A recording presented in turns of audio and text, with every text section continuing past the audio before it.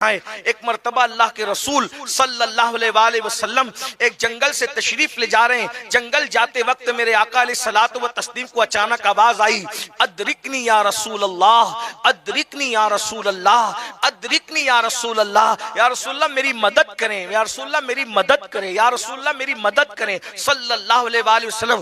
آقا کریم صلی اللہ علیہ وسلم نے آواز کی طرف دیکھا. یاد رکھیے میرے آقا علیہ السلام کو اللہ نے جانوروں کی آواز سننے اور سمجھنے کی قوت عطا کی تھی. ارے جو آنسوؤں کی زبان سمجھتا ہو, جو پتھروں کی زبان سمجھتا ہو, جو بے زبانوں کی زبان سمجھتا ہو, جو خاموشی کی زبان سمجھتا ہو, جانور کچھ نہ کچھ تو بولا ہی کرتے ہیں. اللہ اکبر. حضور علیہ السلام اس آواز کو سن کر کے جب اس آواز کی طرف متوجہ ہوئے تو اللہ کے رسول علیہ الصلوۃ والتسلیم نے کیا دیکھا, ایک ہرنی ہے اور وہ جال کے اندر پھنسی ہوئی ہے اور قریب میں شکاری سو رہا ہے. اللہ کے رسول علیہ السلام نے ہرنی کو جال میں دیکھا, وہ رو رہی تھی. یا رسول اللہ میرے دو بچے ہیں اور وہ غار میں ہیں اور میں ادھر آئی اور پھنس گئی, تو میں یہ چاہتی ہوں آپ مجھے آزاد کر دیں. اگر آپ نے مجھے آزاد کر دیا میں وعدہ کرتی ہوں اپنے دونوں بچوں کو ساتھ لے کر آؤں گی. ذرا غور کرنا, مائیں اور بہنیں موجود ہیں تو ان کی بھی توجہ چاہتا ہوں. آج خواتین اپنے حسن کی نمائش کر کے اپنے آپ کو جہنم کا ایندھن بنا رہی ہیں. خوبصورت حسن کو بے نقاب کر کے اپنے جسم کو قبر کے کیڑوں کی غذا بنا رہی ہے. اے قوم کی مقدس شہزادیوں, اے کنیزان فاطمہ, اپنے آپ پہ رحم کر لو. حسن پہ اترانے والوں تیار رہو, اس حسن کو قبر کے کیڑے کھائیں گے. یہ حسن قبر کی غذا بنے گی, قبر کے کیڑوں کی غذا بنے گی. اللہ اکبر. اس وقت ہمارا کیا بنے گا؟ حضور سے وفا کرو, حضور کے فرما بردار بنو صلی اللہ علیہ وسلم. ہرنی کہتی ہے آقا میں دو بچوں کو لے کر کے آؤں گی. سرکار نے اس کو جال سے آزاد کیا, چوکڑی بڑھتے ہوئے چلی گئی. اس کے بعد شکاری بیدار ہوا. اس نے کہا آپ کون ہیں؟ فرمایا میں محمد ہوں صلی اللہ علیہ وسلم. اس نے کہا میرا شکار میں نے آزاد کیا ہے, میرا شکار آپ کیسے آزاد کر سکتے ہیں؟ فرمایا اس کے دو بچے ہیں اور بچوں کو لانے گئی ہے. وہ حیران رہ گیا, دماغ چکر میں آ گیا, کیا جانور بھی کسی سے بات کرتے ہیں؟ فرمایا اس کے دو بچے لانے گئی ہے. کہا گیا ہوا شکار کبھی واپس نہیں آتا, میں خاندانی شکاری ہوں, گیا ہوا شکار کبھی واپس نہیں آتا.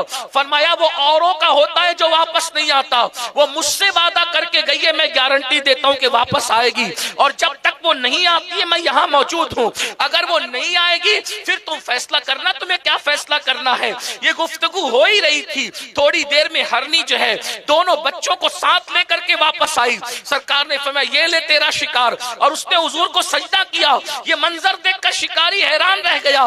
جس کا احترام جانور بھی کرتے, جس کی تعظیم جانور بھی کرتے, حیران رہ گیا وہ. اور اس نے کہا آپ کون ہیں؟ تو بتایا کہ اللہ کا رسول اور جانور تعظیم کرتے ہیں. اس نے کہا اس کو جال سے آزاد کیا, مجھے کفر سے آزاد کریں, کلمہ پڑھائیں اور مجھے بھی اسلام میں داخل کریں. اور جو ہرنی آپ سے کیا ہوا وعدہ نبھا رہی ہے, میں اس کو اب کبھی جال میں نہیں پھانس سکتا.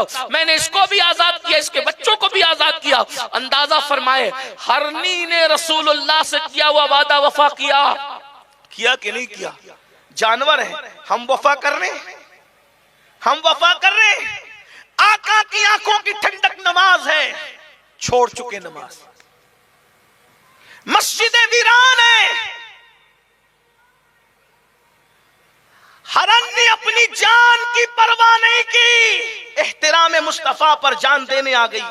جان گئی نہیں گئی. جو حضور سے وفا کر لے اسے کون ذبح کرے؟ وفا کر کے تو دیکھو, داڑیاں مڈا کر گٹروں میں پھینکی جا رہی. فیشن کے نام پر آج کل کے نوجوان لڑکے اور لڑکیاں کفر کی طرف جا رہے ہیں. کچھ تو خیال کرو. اللہ نے ایسا قائد عطا کیا, ایسا رہنما عطا کیا, مصطفیٰ جان رحمت کی شکل میں. ان کی صورت بے مثال, ان کی سیرت بے مثال, ان کا اخلاق بے مثال, ان کا علم بے مثال.